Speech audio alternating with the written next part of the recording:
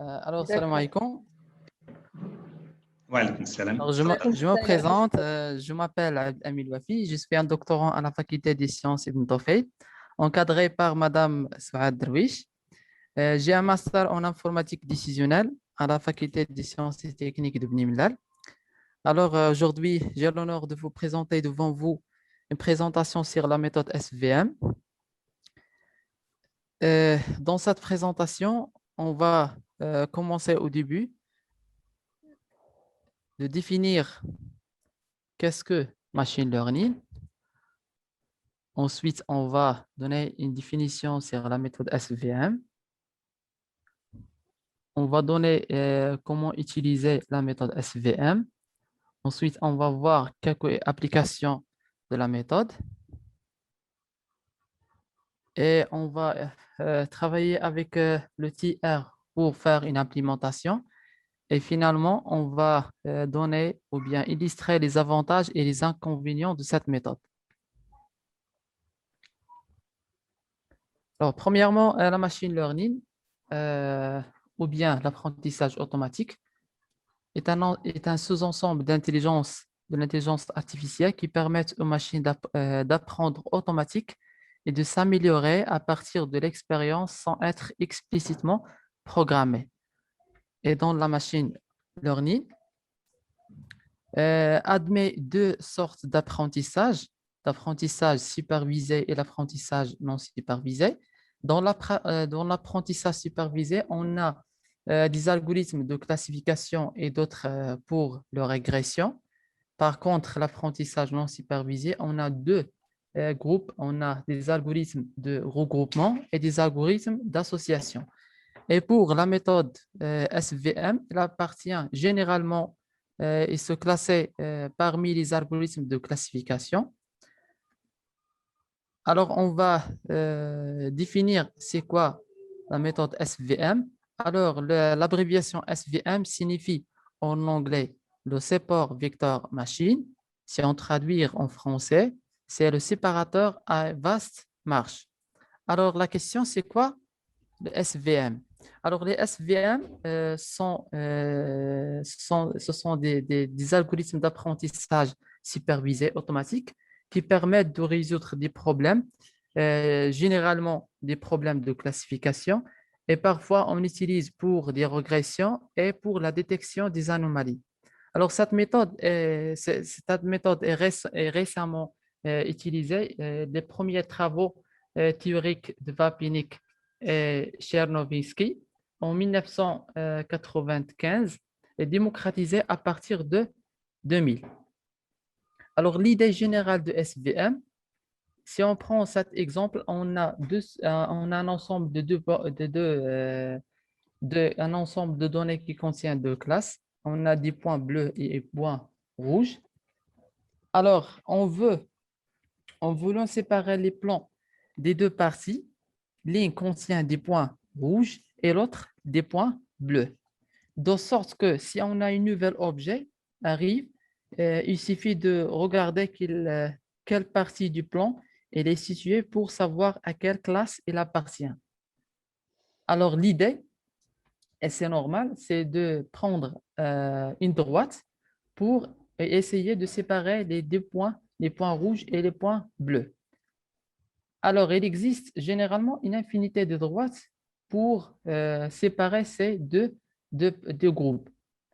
Alors, l'idée de SVM est de choisir celle qui a la marge maximale. On va le voir par la suite. Qu'est-ce que veut dire une marge maximale? Alors, la droite calculée par la méthode SVM ne dépend que des vecteurs de support. C'est l'avantage de la méthode qui n'est pas sensible au point éloigné de la frontière. Alors, l'utilisation de SVM, on peut utiliser SVM linéairement pour les données séparables et les données non séparables. On peut utiliser aussi le SVM non linéaire en utilisant l'astuce du noyau. Alors, on va donner un rappel sur quoi des données linéairement séparables. En considérant un espace de P dimensions, muni des produits scalaires. On dit, les données observées Dn de l'espace 1 sont dites linéairement séparables. S'il existe un oméga 0 appartient à Rp fois R, tel que pour tous I, yi égale à 1, si le produit scalaire de oméga xi plus oméga 0 est positif, et on a yi égale à moins 1 si, quel que soit, ou bien si on a le produit scalaire de oméga fois xi plus oméga 0 inférieur à 0. Alors, c'est une définition mathématique qui définit l'espace de données linéairement séparables. Alors, SVM, pour les données séparables, on va commencer par cet exemple. Alors, pour résoudre ce problème de classification linéaire, on suppose qu'on a deux classes séparables, pardon, par un hyperplan. Alors, la fonction qu'on peut utiliser, c'est f de x qui est égale la sommation de i égale à 1 jusqu'à 1 de oméga i fois xi plus b, c'est-à-dire le produit scalaire de le vecteur oméga fois x plus b. On cherche de déterminer le vecteur oméga et b. Alors, on a plusieurs droites qui peuvent séparer ces deux classes. Alors, la question, c'est quelle est la meilleure hyperplan ou bien droite qui permettent de séparer ces données. Alors, pour que SVM juge la qualité d'hyperplan en tant que séparateur, on utilise la distance entre les exemples d'apprentissage et ce séparateur, ce qu'on appelle la marge. Alors, la marge, c'est minimiser la distance entre les points qui s'approchent à la droite séparateur. Séparateur, oui. Alors, les SVM linéaires cherchant les séparateurs, c'est-à-dire les hyperplans de séparation qui maximisent la marge, on appelle cela le séparateur à vaste marge. Alors ici, le droit en vert, c'est le séparateur le plus proche pour les données qui existent aux frontières. Alors, ce qu'on appelle le sépar vecteur. Et pour le droit en jaune, c'est le droit qui est une marge minimale qui approche aux deuxième donnée. Alors, le séparateur idéal correspondant intuitivement à l'hyperplan qui passe au milieu, c'est-à-dire ici le droit en rouge, entre les données sont préférées pour une classe ou une autre. C'est le séparateur de marge maximale. Alors ici, j'ai tracé les droites pour chaque, ou bien les équations pour chaque droite. Alors les points qui appartiennent au séparateur s'appellent les vecteurs sépar.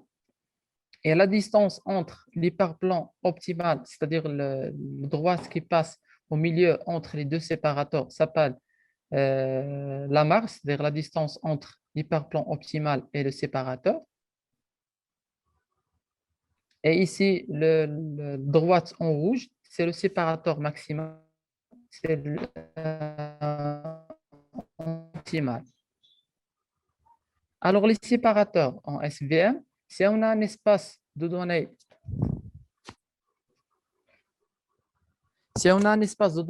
de deux dimensions, alors le séparateur produit sous forme une ligne. Si on a un espace de données de trois dimensions, alors dans ce cas-là, le séparateur définit comme un plan. Et si on a plus de trois dimensions, le séparateur se produit comme un hyperplan.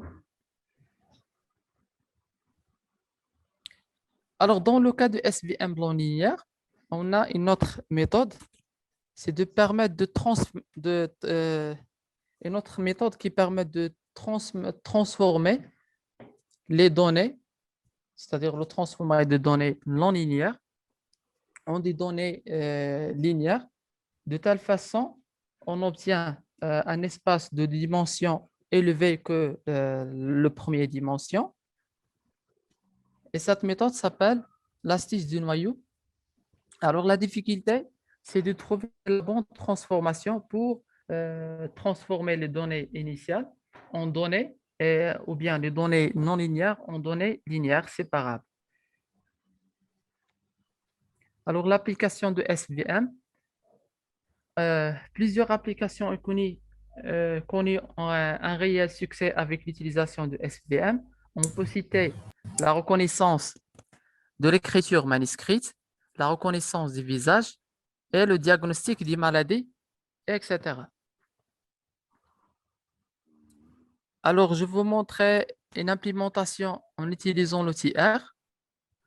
Alors, pour appliquer le SVM sous R, on va passer par trois étapes. La première étape, c'est le chargement des données. Et la deuxième, c'est la modélisation. Et la troisième, c'est la présentation des frontières. Alors, comme vous le voyez, nous chargeons le fichier data SVM ou bien données SVM.txt à l'aide de la fonction readTable. La première ligne correspond au nom du variable, c'est-à-dire le header. Ici, je mets T. Alors, pour mentionner au logiciel que la première ligne concernant les noms des variables. Les identifiants des individus sont situés dans la première colonne. Alors, ici, c'est le row.name. Alors, le fichier plat, c'est un document ou bien c'est un fichier texte nommé données SVM. On charge ces données en utilisant la fonction readTable.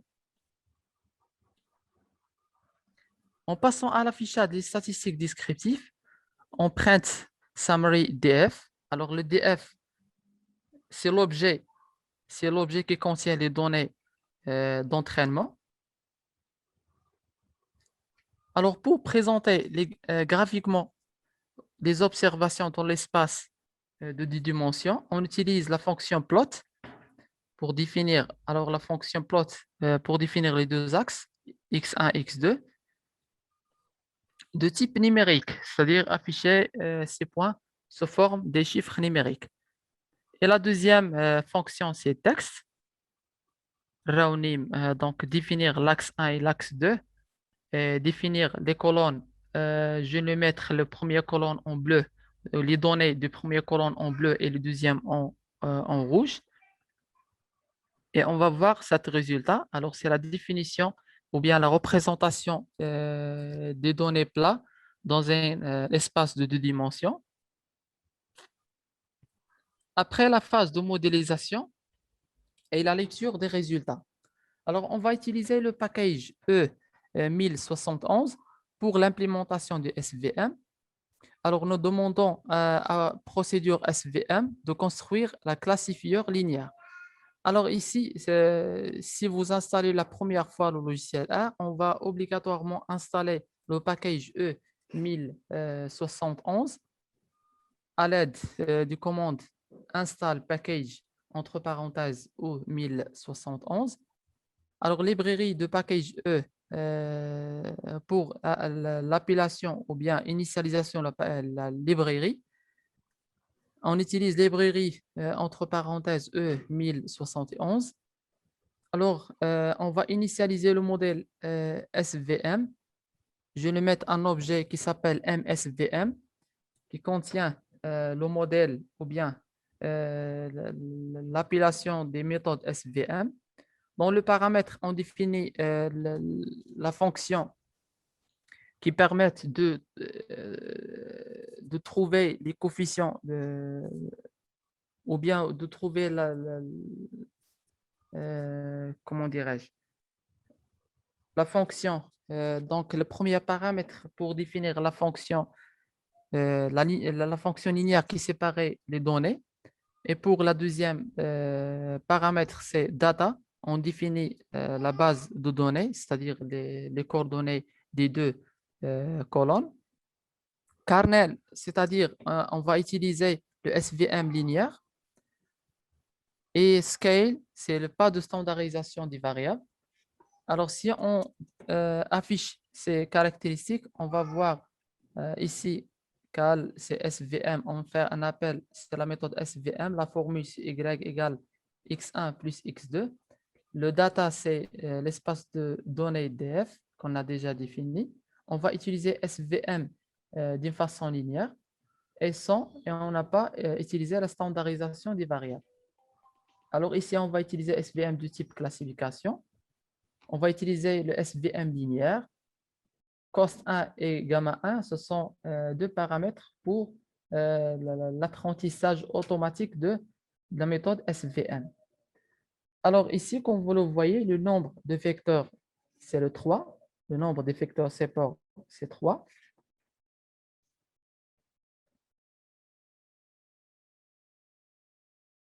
Alors, si on veut afficher les coordonnées des paramètres ou bien les coordonnées des points séparés, vecteurs, alors on utilise la fonction print row name diff et on spécifie le modèle MSVM qu'on a déjà vu avec leur index. On va voir les trois indices. C'est le point 5 et 2 et 6, ce sont les points séparés. C'est les points qui situés sur les deux ou bien les frontières des deux parties, la partie des données X1 et des données X2. Alors maintenant, on va représenter les frontières. Alors pour tracer le droit de séparation, nous devons disposer du coefficient de l'équation x1, x2. Donc on a bêta x1 plus bêta x2 plus bêta 0 égale à 0. Alors l'objet MSVM permet d'obtenir directement le bêta 0 à l'aide des propriétés moins MSVM, c'est-à-dire le modèle $rho. Alors, pour obtenir cette bêta 0 d'une manière automatique, alors on arrive à calculer le constante bêta 0. Alors, pour calculer les autres paramètres, on va utiliser une autre équation pour déterminer le bêta 1 et bêta 2. Alors, on a de façon générale le bêta g égale la sommation de i égale à 1 jusqu'à n alpha i y i fois x, produit de xi j. Alors, le MSVM $coefficient nous renvoie la quantité alpha i y i lorsque alpha i est positif pour les points séparés.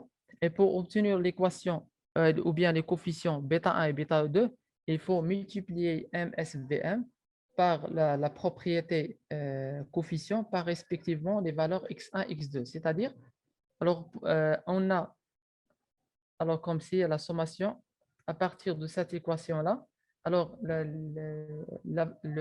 quantité, la sommation de i 1 jusqu'à n fois alpha i y i, on obtenu à l'aide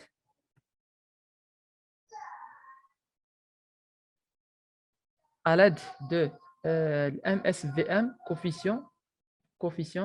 Alors, c'est la sommation. Alors, bêta 1, le coefficient, c'est bêta 1.1, c'est un objet. On fait une affectation avec la fonction somme, c'est-à-dire la sommation de MSVM, le coefficient, fois les coordonnées x1. De même chose, de même manière, on calcule le bêta 2. Et maintenant, dès que je calcule le bêta 1, bêta 2 et bêta 0, on peut tracer le droite. C'est à partir de cette équation, on peut déterminer que x2 égale le moins bêta 1 sur bêta 2 x1 moins bêta 0 sur bêta 2. Alors, c'est le traçage du premier ou bien le traçage de l'hyperplan optimal. On peut aussi représenter les deux hyperplans de séparation pour les deux classes ou bien les droites de marge sur lesquelles on s'appuie les points séparés. Alors, le fxi égale à yi, c'est-à-dire yi fois f de xi égale à 1. Alors, pour tracer le premier plan ou bien le premier hyperplan séparateur, pour la première classe qui égale y égale à 1, on peut utiliser l'équation bêta 1 x1 plus bêta 2 x2 plus bêta 0 égale à 1 pour déterminer le moins bêta 1 x2 égale le moins bêta 1 sur bêta 2 fois x1 plus 1 moins bêta 0 sur bêta 2. Et pour yi égale à moins 1, on a l'équation bêta 1 x1 plus bêta 2 x2 plus bêta 0 égale à moins 1, ce qui est équivalent que x2 égale moins bêta 1 sur bêta 2 x1 moins 1 moins bêta 0 sur bêta 2. Alors, le bêta 1, le bêta 2, bêta 0, elle est déjà donnée par la méthode SVM. Alors, on peut le calculer. Et il faut juste tracer les droites. Oui, ici. Il faut juste tracer les deux hyperplans séparateurs dans lesquels on a les points ou bien les vecteurs séparés appartiennent à ces deux droites.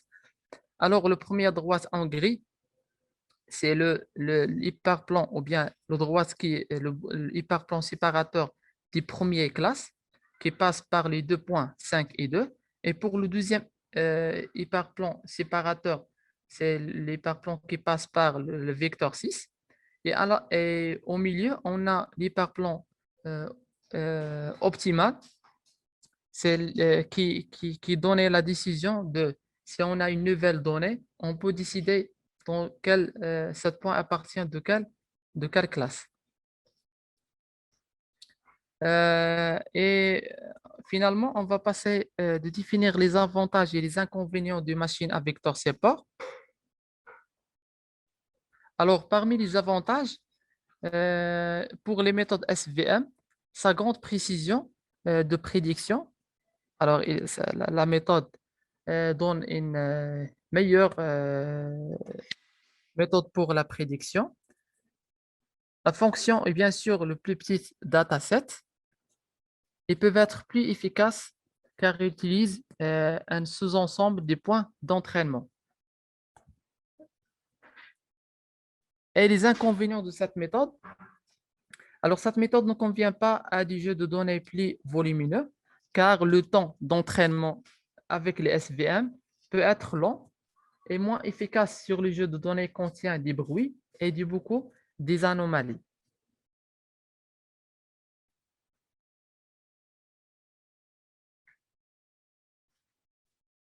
Et je vous remercie. Merci, M. Louafi, pour votre présentation. Vous avez bien illustré toutes les étapes de la méthode SVM. Donc, même l'implémentation et comment, c'est-à-dire insérer, c'est-à-dire les codes. Vous avez expliqué, vous avez donné des interprétations des codes utilisés. Donc, maintenant, si vous avez des questions, donc sur le chat, je pense nous avons une question. C'est quelqu'un a posé la question sur comment avez-vous fait pour calculer bêta?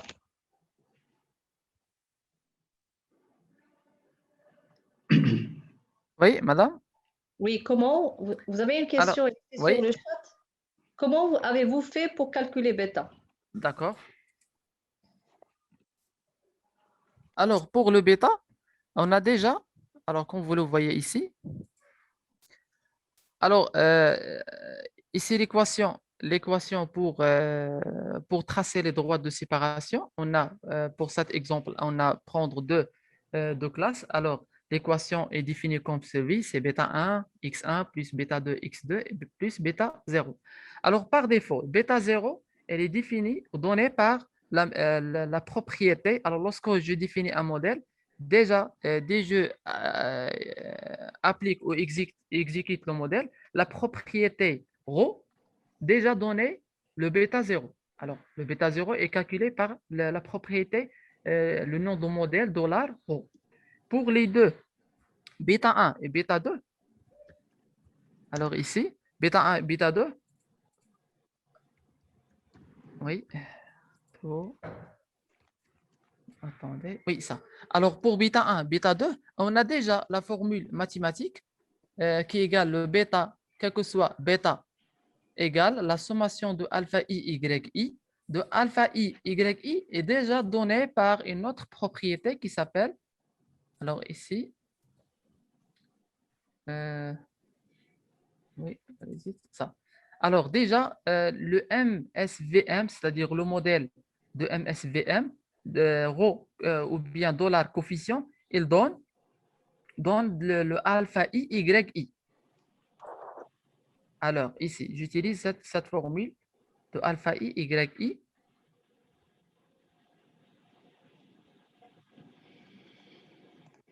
Et le xi, on a déjà connaît les données de xi, la sommation de alpha i, yi, qui est donnée par les propriétés MSVM, dollar, coefficient. D'accord. Est-ce que c'est clair ou Monsieur Jawed? Là, c'est bien. Il a des questions. Est-ce qu'il y a des questions? Est-ce qu'il y a d'autres questions? Alors, n'hésitez pas. Donc, il faut poser les questions pour qu'il y aurait un échange. Mazal qui hésite un petit peu. De ma part, j'ai une question, Louafi. Oui. Alors, concernant le SVM non numérique. Alors, comment vous faites la transformation? Donc, j'ai vu, c'est-à-dire, il y a une transformation. Oui. Un échantillon n'est pas, c'est-à-dire linéairement séparable. Linéairement séparable. Alors, dans ce cas-là, on a un SVM, on applique le SVM, mais maintenant, on va changer les paramètres. Par exemple, ici. Alors, ici, la déclaration. Lorsque je déclare la méthode SVM, on va donner le modèle de SVM. Et ici, dans l'espace kernel, à la place d'utiliser linéaire, on va changer le paramètre pour donner que pour la méthode, connaisse que cette méthode, il va appliquer cette méthode à des données non linéaires, non linéairement séparables. Oui, alors il faut juste changer le paramètre. Si j'ai compris, donc la variable kernel, c'est ça, il reçoit, c'est-à-dire le type. Oui. Ou bien la forme, c'est-à-dire le type de données que vous avez, c'est-à-dire dans l'échantillon. Est-ce que c'est linéaire ou non linéaire? C'est ça? Oui. D'accord. Et pour scale, c'est égal à f? Si vous utilisez, standardisez les variables, alors pour nous, on donnait toujours false parce qu'on n'a pas dans la méthode SVM, si c'est les données linéaires ou pas linéaires, on ne peut pas utiliser la standardisation des variables parce que nous intéresse sur la classification. Alors, on peut utiliser ici le scale. Si on cherche à faire une méthode de régression, on peut utiliser cette. Oui. D'accord. Est-ce que vous avez essayé d'appliquer cette méthode sur, c'est-à-dire plusieurs types de données? C'est-à-dire, on prend les données gaussiennes ou bien linéairement séparables et vous essayez, c'est-à-dire d'augmenter, par exemple, le degré d'enchevêtrement entre les classes et voir comment l'approche et comment la méthode va répondre. C'est-à-dire, les classes, ils sont enchevauchées. Enchevauchées. Alors, oui. Donc, c'est difficile de séparer, c'est-à-dire avec peut-être la droite. Vous avez ici deux droites, une droite qui est proche d'une classe et une autre proche de l'autre. Après, vous calculez, vous cherchez la droite qui est au milieu, c'est ça? Oui. Alors, dans le cas où les données ils sont très enchevauchées, est-ce que ça ne va pas être difficile? C'est-à-dire peut-être les deux droites vont être confondues. Et dans ce cas, donc, on aura besoin de trouver une seule droite qui sépare les deux. Oui. Alors, dans ce cas-là, on va utiliser un epsilon, c'est-à-dire une marge d'erreur, pour mentionner que les points du chevauchement, ce sont des erreurs qu'on peut pas constater. Parce que si on a beaucoup de chevauchement, alors cela, on va automatiquement penser de faire une transformation de données pour puis arriver à définir ou bien représenter les données d'une manière séparable. Si on a 10 points du chevauchement ou bien 10 points aberrants qui entrent entre les deux classes, dans ce cas-là, on a un taux d'erreur On peut ajouter Oui, ici dans l'algorithme un taux d'erreur pour d'accord. négliger les points les Qui points de sont, chevauchement. d'accord, oui, Oui. d'accord. Oui. D'accord, oui, merci. Donc, une autre question, je vois sur le chat, nous avons ici les bêta I sont les mêmes, les WI qui représentent les points, n'est-ce pas? Est-ce que les WI représentent les points? C'est ça, je pense, la question. Les WI, Est-ce qu'ils représentent les points? WI. Je pense que c'est au début, donc vous avez le... Ah oui, Oui, attendez, donc ici, voilà. Voilà, je pense que c'est ici, oui. ce sont des coefficients de ce qu'on appelle Question de pondération. les pondérations, oui. Ce D'accord. sont des pondérations. Mhm. D'accord. Alors, ce sont des coefficients de pondération, Oui, ce oui. sont des coefficients de pondération. D'accord. Est-ce que vous avez d'autres questions? Tout est clair?